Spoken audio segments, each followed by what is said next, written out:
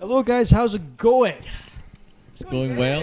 It's going good. Very well. Nice. Who exactly are you? We are. Son of the right hand. Awesome. And why are we here in the pool room of Banshees right now? Like, what is actually going on? We are playing here tonight as part of Banshees Introducing Night, and we're supporting No Bad News in Heaven. All right, cool. And okay, cool. We'll go from there. So, is this your first gig in Banshees? Have you guys frequented here before? No, this will be our third night here. Sweet. So, quite familiar with the venue. Happy with the vibe. Ready to rock. Absolutely. Awesome. Great stuff. Okay, well, so you guys have played in Banshees 3 times. Do you have a usual stomping ground? Is there a venue that you're quite fond of back in Glasgow or anything like that? We kind of start out mainly playing like Bathgate gigs. So we've done Purple Orange a lot. Bathgate? And Bathgate, yeah. That's fucking wild. Yeah. So kind of started there, and now, mainly Glasgow, occasionally West End, but mainly just like around Glasgow. For people who don't know, Bathgate is a fucking sad place in between Edinburgh and Glasgow. So Not props when for we you play. guys. I heard it was rocking when we played. Yeah. Okay. That's awesome. I'm well impressed by that. Well done, guys. Okay. Cool. So, how did you guys come to be? Like, what brought you together? How did this awesomeness happen? Well, I guess Ben and I knew each other first. Ben and I have known each other since we were 11. When did you start high school? Whenever that is, that's how long Ben and I have known each other. And we've always kind of been into our music. We didn't start kind of writing music together until we were about like 17, 18 or something. But it really was just like a hobby. It was never something that we really took seriously. I mean, Ben did on his own. Ben was in bands and stuff. But yeah, together we would just kind of do it casually, just purely a hobby until I don't know what changed, but we were just kind of like, why are we not doing this as a serious thing together? As the kids would say, you decided to lock in a bit. Exactly. Yeah, we locked the hell in. And then Cosmo fell into our lives. In quite a cool way, actually, and I think you should talk about that. Yeah, please go ahead. To be fair, it was pure by chance. I had left college. I was in my third year and was kind of not doing anything, and then saw a Facebook post for extras for a film that was filmed over in Cumbernauld, and Ben's brother just happened to be the main guy in the film, or one of the main men in the film. And Ben, Are you allowed to reveal what film? oh, this sorry, is? Jealous Alan. Jealous Alan. Jealous Alan, yes. And Ben came that day to become an extra, and we were in a dressing room full of other guy extras, and me and Ben just kind of hit it off, and then that was kind of it, wasn't it? That was that, yeah. Just made sense, and then once we kind of got the. Yeah, I know. Sorry. Yeah, pass the mic Yeah, around. sorry. After that, it was just once we kind of got I suppose the idea of Son of the Right Hand rolling. Says to Cosmo about it and stuff, because it was Cosmo. It was like he was running a mic night in Glasgow at the time, and had invited me along to it. So that's how we kind of started with like the music idea. Humble beginnings, open mics, just Absolutely. trying to come together as a community type vibe, and you found each other. Kind of. Yeah, absolutely. Yeah. Awesome. Yeah, That's totally. quite wholesome, guys. I must say. Yeah, it was nice. That's awesome. Okay, so the next question I've got for you is please elaborate on yourself. Okay, first of all, double barrel question: is it self-described, or has somebody else described you guys as Funkadelic Newgaze, or was this a self-described label that you decided to call yourself, Funkadelic Newgaze? Where did it come from in the first place? I think it was you. Yeah, I think you came up with Where it. did it come from, guys? Because I remember it was not you because it was self-sort. Something about I remember sitting going, oh, we need to type something up for a gig that we're playing or something, and you were like, oh, how do we describe ourselves? And you were like, let's put something like that. Sorry, it's Funkadelic. Yeah, I remember specifically Funkadelic, because it used to be a bit more kind of acoustic-y, and now it's a bit more. Would you say it's a bit more? Because also I played acoustic back in the day, so it became a bit more kind of free. I thought it was definitely heavier and definitely more electrified. I mean, with tracks like Anhedonia, which kind of Personally, when I listened to Anadonia, I got vibes. I got three main vibes. I got Nirvana a little bit, just from the grunginess of it. I got Mac DeMarco from the stylistics of the vocals with the crazy echoes and stuff like that. And I got something else, but I can't really put my finger on it. It's just general shoegaze vibes. Because the whole drenched in reverb. That's absolutely I think that kind of is where Funkadelic Newgaze came from. Because every time I got asked that question, like, what's your genre? We were like, it's a little bit shoegazy, it's a bit psyche, it's a bit indie, it's a bit folky. Like, it was a really difficult question. Yeah, chamber pop. Like, Chamber pop. it's a lot. Heard of that. Okay, so it was like, we need an answer to this question. Right. So Funkadelic Newgaze was born. Yeah, and I think a lot of the time we also played without a drummer as well. Oh, sorry guys, I think the signal's cut out somehow. Hold up. One of you flipped the switch off. There's an on and off on the mic. Someone pressed the button. Okay, nice. Anyway, we were going. No, I was saying that we also spent a lot of time without a drummer as well. So I think it being very acousticy and very like three guitars and like Erin made it sound very kind of Funkadelic more, because it was less kind of like dancey kind of beat to it. Would you say there was less driving force from the beat? It was very open. It was very cool. kind of necessity of lack of drummer. That's where it came from. It's kind of born from that. It was very psych. It was very psych beforehand, and I think obviously now adding kind of the beats and everything to it, it's still psych, but obviously it's less kind of open and stuff like that. I feel like it's more psych. I feel like we're more psych now. Definitely less open though, I think. Definitely less open, Yeah. On the notes of while we're on the theme of just instrumentation and such, first of all, what are your names personally, and what are your roles in the band, if you're comfortable sharing that? I'm Erin. I play keyboards and sing. I am Cosmo. I play drums and shout. Backup vocals. Backing vocals is what I like to call it. I'm Benjamin. I play guitar and Not sing. just any guitar. I noticed on your socials that it's a 12-string. Sometimes, yeah. Sometimes hit up the 12 Are you going to be string, bringing out a 12-string tonight? Unfortunately, not tonight. No, Alright, no. Awesome. It just means you'll have to come along to the next one and Damn see it straight, there. damn right. Is there a reason that you like? Do you use the 12-string preferably on certain tracks compared to others? Is that the vibe? Yeah. I mean, things like we've not really got a name for it. We call it the fast song, but it's a really it's a out and out, psych song, and so the 12 strings just ring out beautifully in that song. Yeah. For that purpose, Makes absolute really sense. makes that big, helps make that big sort of wally sound. Yeah, know. absolutely. I understand. Yeah. Cool, nice, thank you. I only play 4 strings, unfortunately. I'm a third of the man. Less is more, man. Yeah, he stole my stuff. I played the guitar initially. I got stuck on bass because of that. So, yeah. Next year you'll have an extra string. That's true. Yeah, I can add that on. No, I'm Sandy McCallum. Wait, you didn't last names? Was that weird? You are. Did you guys do last names? You are No. the Sandy I'm just McCallum. Sandy. All right, Don't all play. right, all right. You don't know my last name. Okay, Um, okay. No, it's not pronounced McCallum. I play bass guitar. And Sandy's short for Sandra. And Sandra. Yeah, exactly. Short for Sandra. Awesome. Yeah. So you got like multiple aliases going on, man. I Hell didn't know yeah. she used to make sandwiches. Yeah. I didn't really do that. Fuck I worked yeah. at a place that did make sandwiches. Artists from the start. Yeah, a working class hero. Yeah, that's what they call me. All right, nice. Well, that was awesome. We're going to dive in a little bit into music taste and stuff like that. Would you guys say that as a band, as a group of friends and whatnot, do you have a major overlap in music tastes? Or is that really not the case? Do you have separate influences and inspirations that then meld together? Or do you gel already bases quite well? We have quite different ones. I think the main overlapping ones for at least all three of us, Jesus and Mary Chain, we all kind of love them. Alright. Dinosaur Jr. is another major one. Oh, Dinosaur Jr., they're Edinburgh local, right? Remember local? I think so. No? They're not? No. Oh, I might be thinking of something No, else. maybe My bad. Yeah, Dinosaur Jr. Pixies as well. It's quite a big one for me. Sweet. Radiohead for all. Oh, yeah, Radiohead. Amazing, cool. Okay, sweet. Then how about... Also of Montreal. Also, we all love Montreal. That's a big one. Sweet. We'll continue with this line of questioning, but we'll go, you'll pass the mic along.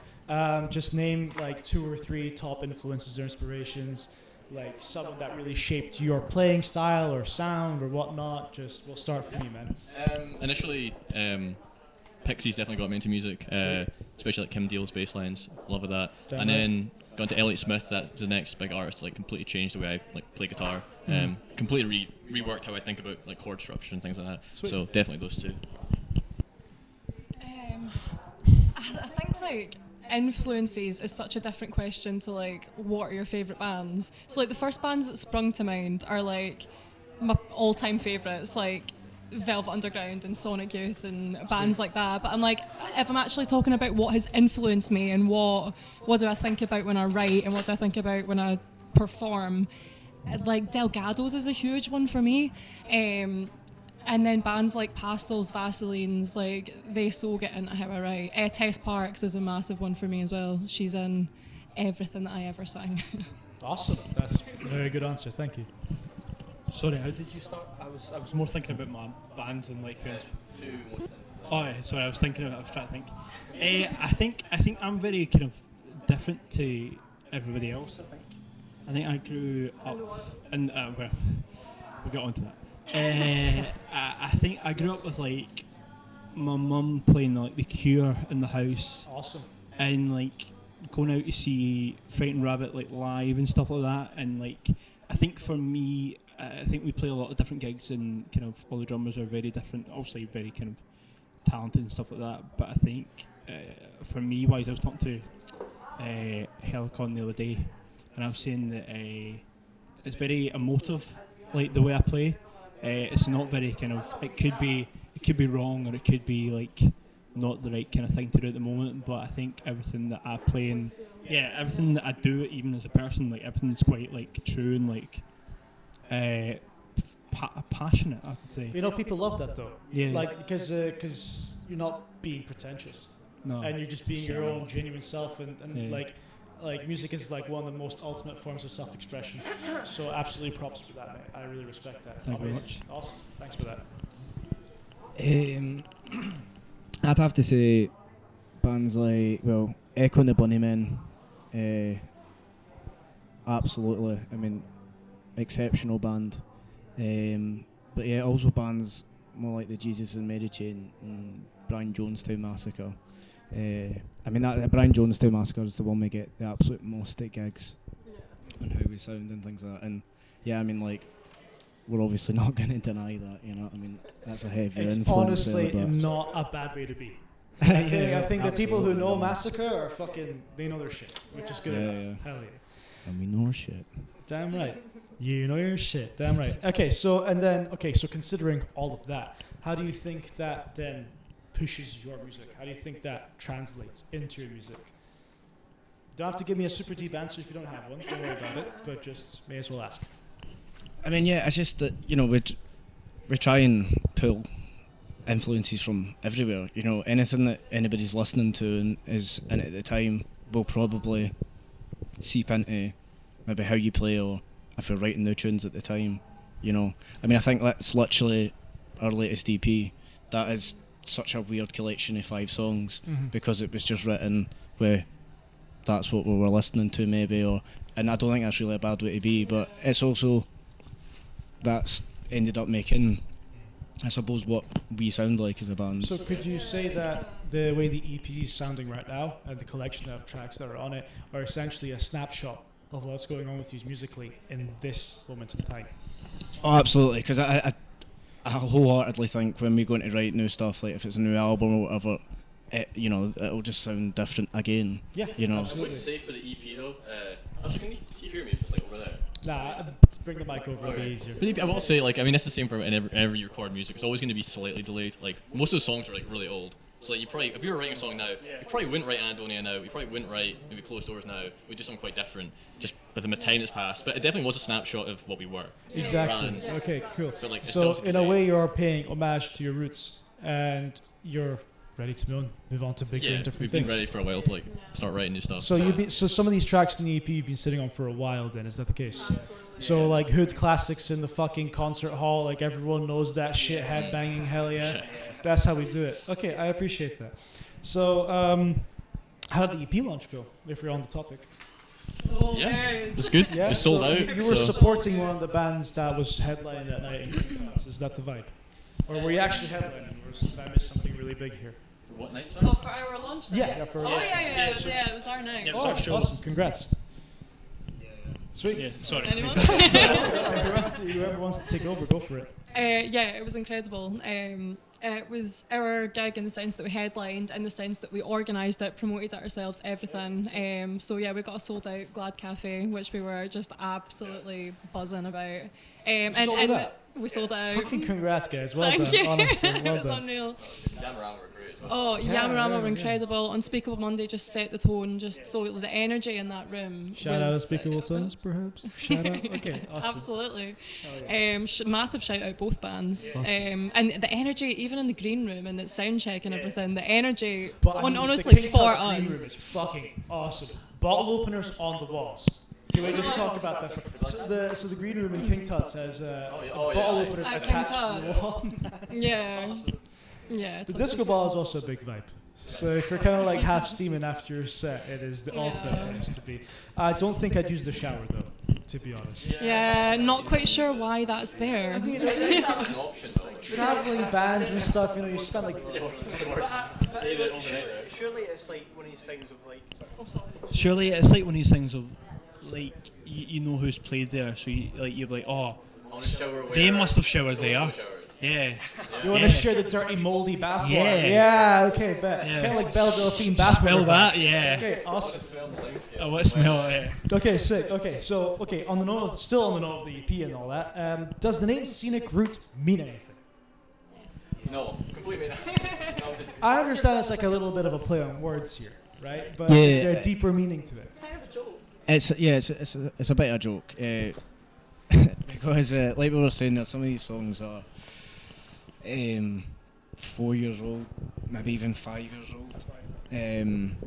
Yeah, I think actually like Bad Tooth, like I wrote that before Son of the Right Hand was even a thing, but you know it's been changed, you know, since then or whatever. But yeah, Scenic Route is exactly that. It's taking the scenic route round, you know, because it's kind of taking us a wee way to get to releasing it and to the point that we're happy with the songs, but it's the route as in also It takes the journey. Kind as of well as being referring back to the whole, you know, some of these songs are a snapshot of what we were in the past, and now you get Kilter and such, which are more present. yeah. That's very cool, guys. That's pretty cool. Yeah, there's like a whole narrative within the EP. That's awesome. But I would just add to that. Yeah, I of think course. I think the songs themselves, when kind of we played them originally when I kind of first joined, they're very different to how they sound. They're very different now to how they sounded kind of then. Mm-hmm. So I think you could say that kind of everything's kind of growing with everything, and the sounds kind of changed. Not only kind of the new songs that are coming through, but also kind of added to kind of the oldies as well. So just, you know, that's an amazing segue. Thank you for that. So there's 5 tracks and there's 4 of you.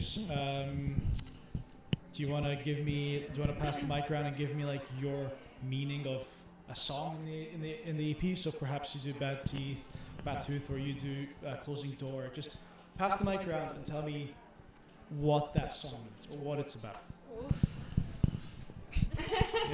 I'm actually not entirely sure what to do that.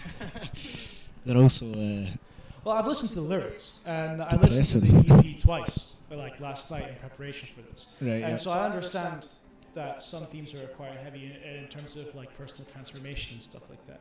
There's a particular track, is it Closing Doors? Closed Doors. Yeah, Yeah. Closed Doors talks about growing up, essentially, but growing up in a quite turbulent environment. That's what I understood.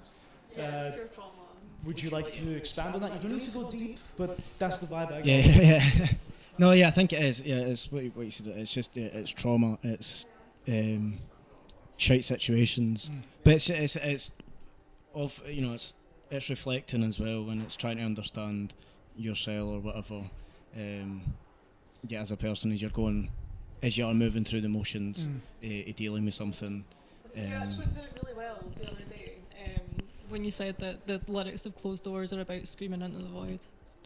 I think you've never summed it up better than that. That's exactly what it is. Would It's you about screaming classify into the the void. void being the closed door itself?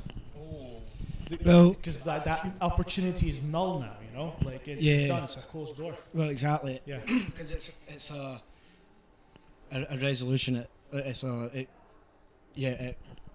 By the end of the song, Mhm. you know, you've almost concluded that situation Sure. or whatever. Yeah. I mean, it was actually kind of funny that excuse me, that actually when I first made that demo, I was doing like the wee keyboard part for it, and I was recording it in my room at my old flat in Glasgow, and somebody just somewhere in the flat literally like had slammed the door as I took my finger off the key to finish the song. Cool. So it actually just became this whole like. It just became symbolic Yeah, to you. that's totally perfect. Yeah, and so that's why I ended up Sweet. just being closed doors as well. Cool. Like, that was it. And so let's pass it on to the next person, for It's a example. hard one whoever wants because to. we don't really contribute much to the writing process. We mainly just do the bass. I played like Glockenspiel on one of the songs, so it's like Awesome. I can't really speak to. I know a bit about the story behind that song. The other ones I can't really speak to what Okay. they're about personally. Well, So well, they might place. so Anadonia, for example, being one of your like more popular tracks, like over 3,000 views, almost 4,000. Congrats, awesome. Like when you're playing it on the bass, what do you feel?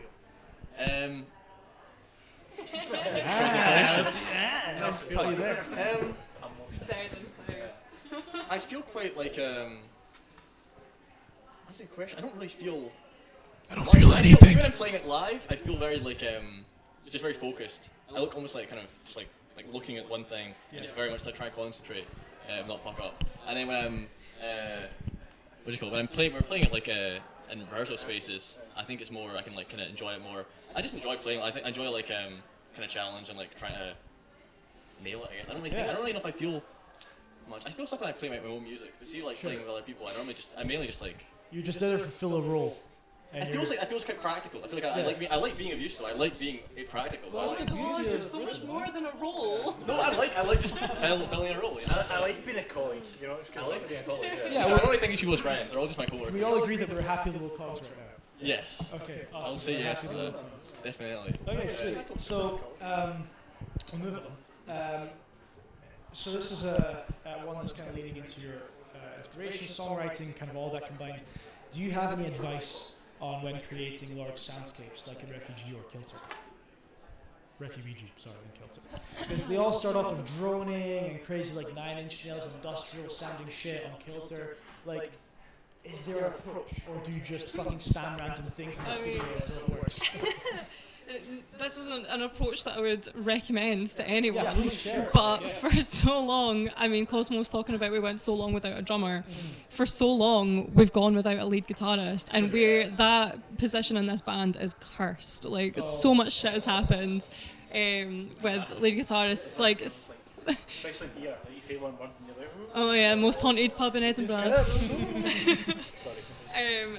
So it kind of out of necessity, we had to find a way to create a big sound because the songs deserve to sound big. Most of them really benefit, and maybe not closed doors, well, bits of it even, but the songs really benefit from having big walls of sound. So without having a lead guitarist, how are you going to do that? And it is with me totally amping up the drones. It's with like Ben absolutely turning that amp up to 11. It's putting reverb pedals on everything. But there's a beauty to that, you know, because you can push everything to like 10 or 11, but then you also need to like kind of hone that in. Yeah. Because you can't have it too crazy. In a studio, if everything's peaking, it's not going to work. Oh, yeah, in a no, live totally. environment, if everything's also peaking, that's how you get. Yeah. So, like, do you have any advice when creating a wall of sound? Do you have like 2-3 bits of advice for somebody? I mean, I'm not. Yeah, no, go ahead, anybody. I mean, I don't know. It's like it depends on, you know. I think there's different versions of that sort of like wally sound. You know, Well, your walls. well, yeah, but Aiming for your own specific. well, if you're saying Kilter there, for example, you know, Kilter at the end is made up. I don't know, there's about 5 or 6 guitar parts at the end that are all kind of trying to feed into each other while bouncing off each other. So there is just straight up feedback in it. But there's things like I mean Kilter. There's like I'm saying, there's like 5 different lines in there that are pushing one another about. But yeah, exactly. There's like perfect. There's like one that's got like, reverse effect on it, which is one of the nicest effects I actually think there ever is. But yeah, We can narrow this down a wee bit.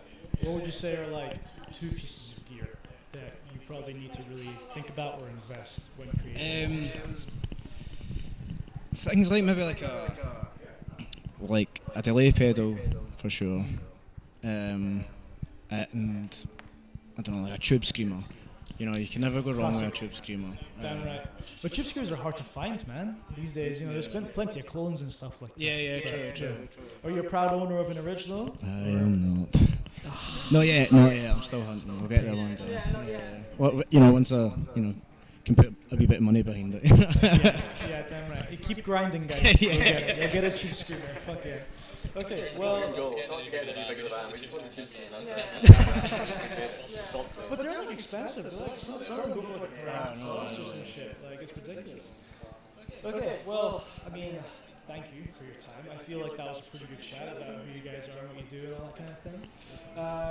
One last thing, shout outs. Do you guys want to pick up anybody out there? Is there anyone who deserves your attention or people's attention? Well, yeah, absolutely. Like the family of the band, I've always been a massive supporter of ours. So yes, to the mums and dads, and brothers and sisters and wives. Funnily enough, this is a running theme. Every single time I've done an interview and I've said, "You want to shout anybody out?" Mum is first. It's always the mums and dads. Hell yeah, man! Awesome. This is cool. God, Any other bands you performed with? Any events? yeah, I mean, we'll absolutely give a shout out to Yamarama, and especially Charlie Clark from Yamarama, who's always sort of championed us and supported us and always gave great advice. Jason Shaw, who recorded and produced the EP, what a great guy. Go check out all the albums he's worked on because they're all exceptional. John Paul from Helicon has always been a great support. Stevie Graham, who gave us our first ever gig. Yeah. Shout out Stevie. All right.